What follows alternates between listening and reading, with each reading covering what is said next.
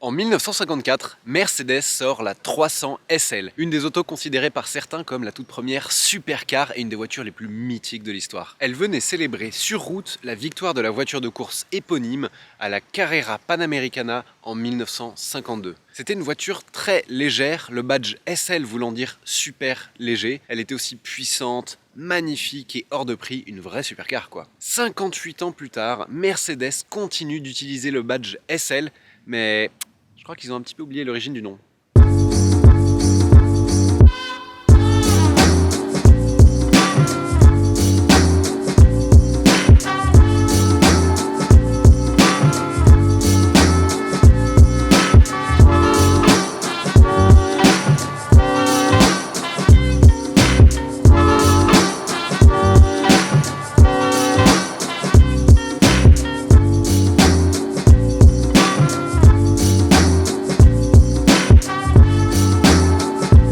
Avant toute chose, si ça n'est pas déjà fait, je t'invite à t'abonner à la chaîne et à activer la petite cloche des notifications. Et si la vidéo te plaît, n'oublie pas de mettre un petit pouce bleu, c'est très important pour la chaîne.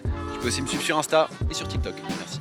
Donc SL63 AMG, prenons les choses dans le désordre. AMG, c'est le préparateur historique de Mercedes qui se situe dans le sud de l'Allemagne, à Affalterbach, une petite ville de 4000 habitants. Au début, c'était vraiment un petit groupe d'ingénieurs qui préparaient des Mercedes qui étaient déjà au catalogue, puis de fil en aiguille, c'est devenu un gros préparateur et en 2005, ça a été racheté par Mercedes.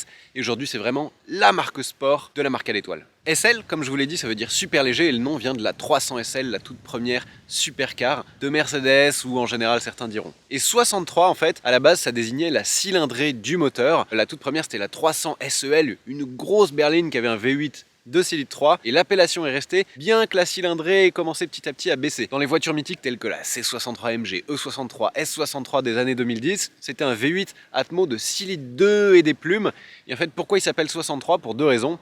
Déjà, le nom 63 était mythique. Et deux, en Allemagne, quand ça fait 62, machin, quelque chose un tout petit peu, t'arrondis à 63, même si c'est inférieur à 0,5. Donc ça les arrangeait aussi de garder ce nom. Aujourd'hui, il n'y a absolument plus aucun V8 6 litres 3 chez Mercedes.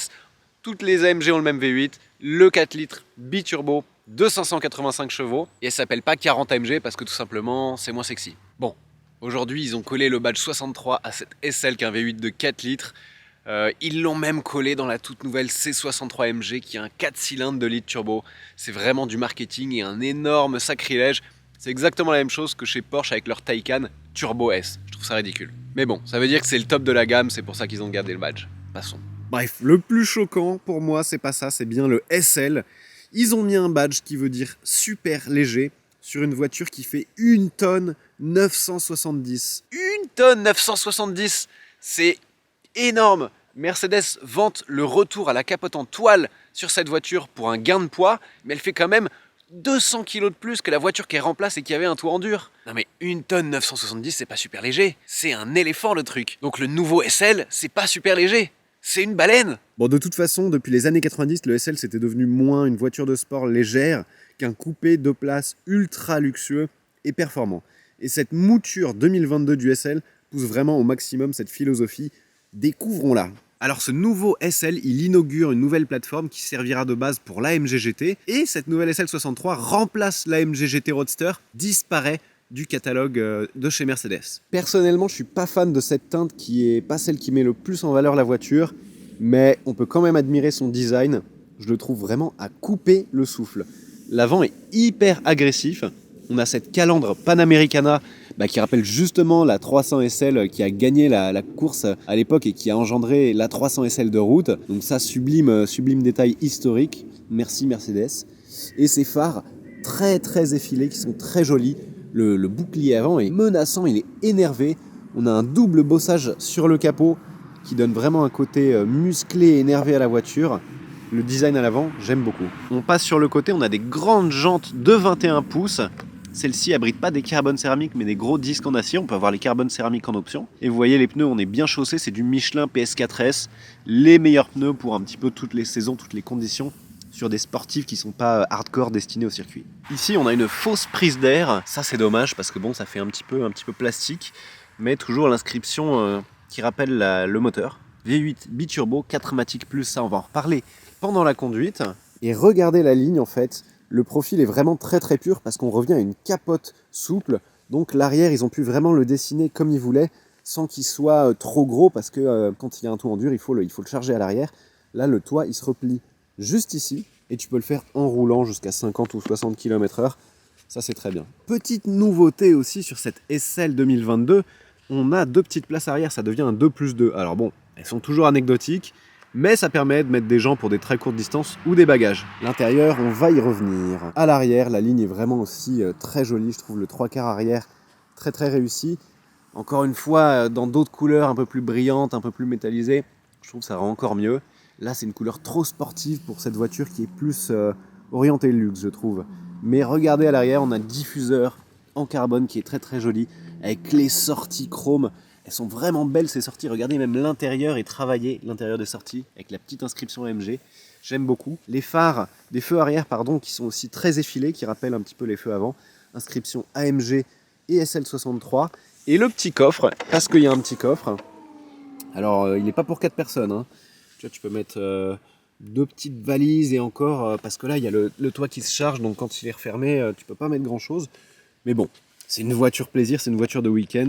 Tu vas pas partir pendant 1 mois avec au bout du monde. Regardez le 3/4 arrière. Elle est vraiment spectaculaire, cette voiture. Le look est spectaculaire.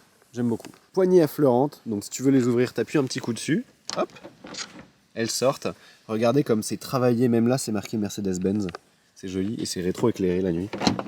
Petit seuil de porte AMG. Regardez la porte, on a du carbone, du noir laqué, de l'alu satiné, des couleurs ici de rétro-éclairage qu'on voit pas trop mais dont on peut choisir la couleur, le système Burmester sonore. Et l'intérieur, franchement, ils sont très très forts. C'est très épuré, ça c'est pas mal parce que je pense que ça va plutôt bien vieillir. On a un seul grand écran, pas des milliards de boutons, c'est-à-dire que le jour où il sera obsolète, ils pourront le mettre à jour. Je suis pas hyper fan du tactile sur le volant, il y a beaucoup de boutons, mais par contre ça et ça, c'est très très efficace à la conduite. Tu peux toujours choisir l'échappement, la suspension, le mode de conduite.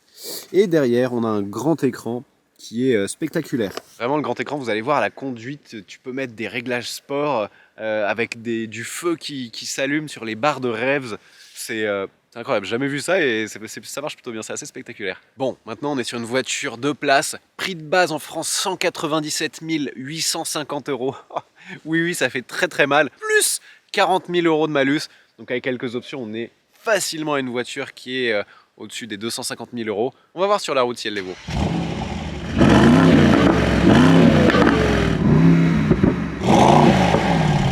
Oui, il fait 6 degrés et je roule en cabriolet parce que je peux et parce que j'ai envie. Et puis d'ailleurs, Mercedes, franchement, niveau chauffage, ils sont très très forts. C'est eux qui avaient introduit le NextScarf. C'est un petit ventilateur en bas de l'appui-tête qui te souffle de l'air chaud dans le cou. Donc en plus de ça, j'ai mis siège chauffant, volant chauffant, un petit 22 degrés dans la clim. Et là, on est bien. Donc première chose quand même, quand on prend le volant de cette SL63 AMG, c'est que l'augmentation de gabarit par rapport à la génération précédente, elle est notable. Hein. Plus 9 cm en longueur, plus 4 en largeur. On est sur une voiture qui fait 4,70 m de long quand même. C'est pas négligeable et puis le capot est très bombé. On sait pas trop jusqu'où il va. Au début, c'est un petit peu intimidant. Ensuite, la position de conduite. Mercedes, je ne te parle pas. Je suis désolé, mais la fonction n'est pas disponible dans ce véhicule. Mais je ne t'ai pas parlé. Laisse-moi tranquille, merci. Ensuite, la position de conduite, excusez-moi, elle est un peu têtue, Mercedes. J'ai eu un petit peu de mal à trouver une bonne position de conduite. Tu trouves ta position à la fin, mais disons que c'est pas comme une 911 où tu t'assois, tu touches un peu au dossier au siège, et là, t'es hyper bien calé.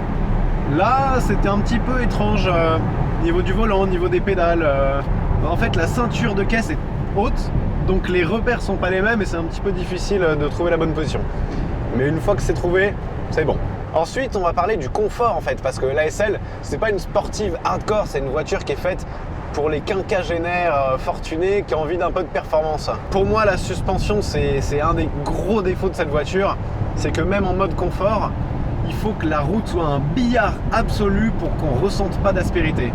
Parce que sinon, la voiture est plutôt bien suspendue verticalement, mais elle filtre pas du tout les aspérités, qui fait que sur route, là on a de la chance, c'est un billard, mais vous allez voir un petit peu plus loin, même en mode confort, on entend vraiment le grain de la route à travers les pneus, comme si on roulait sur du papier de verre ou sur des graviers en permanence, alors que non, c'est juste la route et la suspension qui filtre très très mal les aspérités de la route. Ça c'est dommage sur une voiture qui est quand même vouée au confort et au grand tourisme comme ça. Aussi, j'étais surpris, quand on ferme la porte, pas de soft close, pas de bras qui vous amène la ceinture. Alors vous allez dire que je fais ma princesse, mais à 250 000 € sur une voiture de ce genre, c'est obligatoire. Voilà, je vais faire l'essai toit ouvert parce que quand même, pour le kiff du V8, vous allez voir, c'est sympa. Mais quand la capote est fermée, par contre, elle isole extrêmement bien. On a vraiment pas l'impression d'être dans un cabriolet, c'est comme si on était dans un coupé. Nouveauté sur cette SL63, on a les roues arrière directrices et on a une direction qui est en fait artificiellement lourde parce qu'elle est très légère, très incisive. Et avec les roues arrière directrices, ça donne un comportement très vif à la voiture qui est un petit peu difficile à appréhender, je dois dire. Le rayon de braquage passe de 13 mètres à 12 mètres grâce aux roues arrière directrices, on va voir ce que ça donne. Est-ce qu'elle tourne ici en une fois? J'ai fait exprès de ne pas prendre trop large.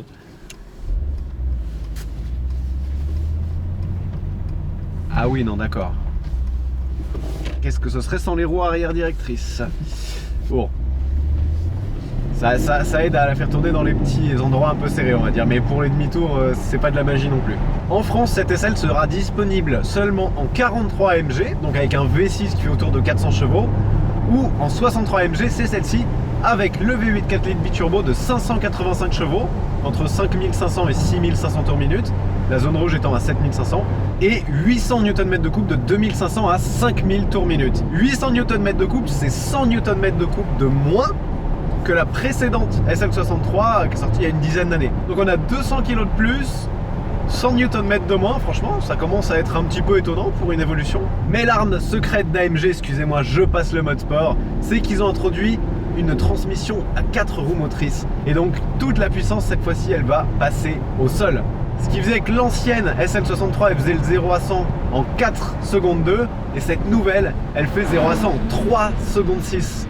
Malgré le poids, la suspension, le truc, t'as compris. Ça donne un truc assez violent.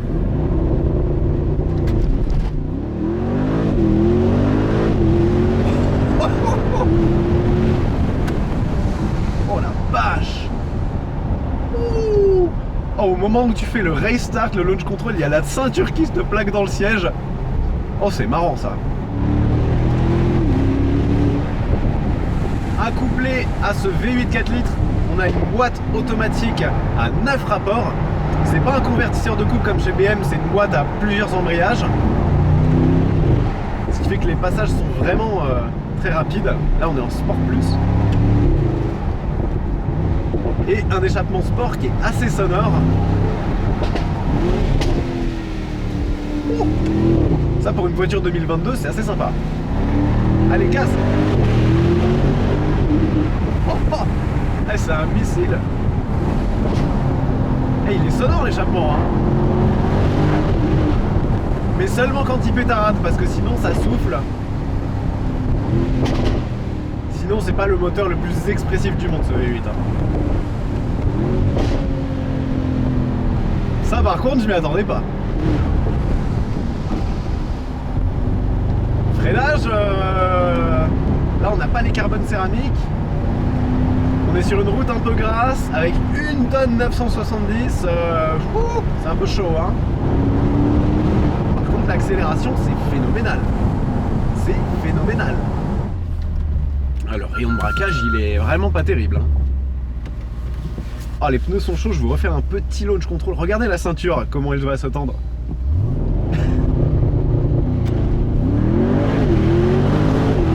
Oh. Freinage. Ouais, le freinage va falloir l'anticiper les amis, hein.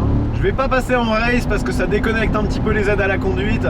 Et aujourd'hui c'est peut-être pas le truc le plus intelligent à faire. Le poids vraiment me rassure pas du tout, hein. Niveau direction c'est pas non plus une Lotus, hein. Le poids est pas trop mal, mais on sent qu'il est vraiment artificiellement lourd. Et avec ses roues arrière directrices, l'avant est très incisif.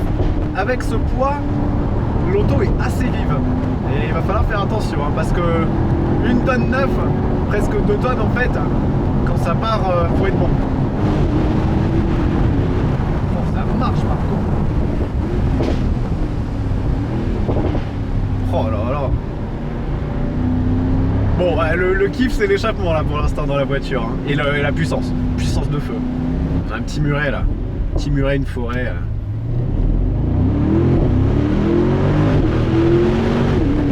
Il y a un petit à-coup au passage de vitesse qui est assez sympa en sport. Ouh, le passage est rapide, après la réponse de la boîte, ça pourrait être amélioré. Un petit peu quand même. Hein. Bon, on va se calmer parce que en fait, je suis venu ici, j'ai emmené cette voiture pour lui faire un exercice pour lequel elle n'est pas vraiment faite en fait. Hein. Parce que on est sur des petites routes un peu grasses, un peu voilà, serrées, et on est quand même dans un gros coupé de place de 2 tonnes surmotorisé qui est plus fait pour cruiser à 300 sur l'autoroute. D'ailleurs, vitesse max 315, ça trace. Qui est plus fait pour cruiser à 300 sur l'autoroute que s'amuser dans les petits cols. À la limite, tu peux parader dans Monaco, de temps en temps faire la petite route de la Turbie, et ce sera bien. Par contre, voilà, c'est pas une pistarde ou une voiture de petite route de montagne où elle sera très à l'aise. Le poids est l'ennemi de la course, et une fois de plus, cette SL vient de le démontrer. En face, en concurrence, on a quand même des voitures comme la Bentley Continental GTC, qui est quand même plus spacieuse à l'arrière, l'Aston Martin DB11 Volante, un petit peu pareil, pas au niveau des places arrière, mais niveau luxe, niveau puissance, on peut avoir un V12 quand même. Je parle pas de la DBS parce qu'elle boxe vraiment dans une autre catégorie, mais pour moi, par exemple, une DB11 et une Conti GT, elles jouent mieux que cette SL63 à la carte du luxe et du confort. Là, même en mode confort, la suspension, elle filtre pas les aspérités de la route. On sent vraiment la route, et en mode confort, sur une SL, on devrait pas. En mode sport, ouais, pourquoi pas, pour s'amuser un petit peu. Mais en mode confort, là, cette suspension, c'est pas possible. C'est vraiment dommage. Tous les petits raccords de la route, on les sent faire vibrer le siège, etc. On est bien assis, hein, les sièges, on est bien calé dedans, avec la nuque qui chauffe, le siège chauffant qui peut être ventilé l'été. Franchement, l'intérieur est magnifique et tout, mais cette suspension, elle gâche tout. Vous sentez là? Je suis à 45 en mode confort, c'est dommage. Donc pour moi, une Continental GTC, une DB11 Volante, ça joue mieux la carte du Grand Tourisme pour l'instant que cette SL. Après, niveau perf, 0 à 100 en 3.6, c'est un missile, elle est exceptionnelle. Mon erreur, ça a peut-être été de l'emmener sur un terrain pour lequel elle n'était pas vraiment faite. Mais au final, quand même, une SL63 MG, ben, t'as envie que ça envoie du pâté, quoi. Ah, le pâté, il est envoyé, mais c'est juste que niveau sportivité, 2 tonnes là, c'est pas possible. Donc c'est dommage. On a le poids qui gâche un peu la sportivité et la suspension qui gâche le confort. Ouais. Un petit peu déçu, Bon, après, si vous voulez une voiture qui est vraiment sublime à couper le souffle, cabriolet, luxueuse, enfin vrai compromis quand même entre le luxe et les performances qui sont quand même tous les deux poussés très très loin dans cette voiture est peut-être faite pour vous. Maintenant, on n'enlèvera pas que c'est quand même bien ridicule d'appeler une voiture si lourde super légère.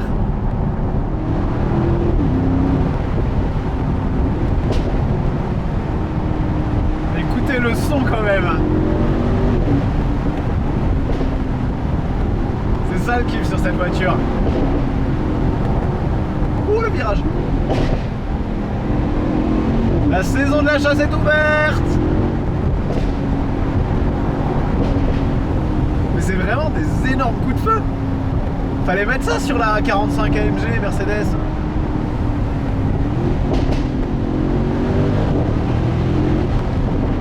Vous détrompez pas, hein. C'est quand même assez kiffant.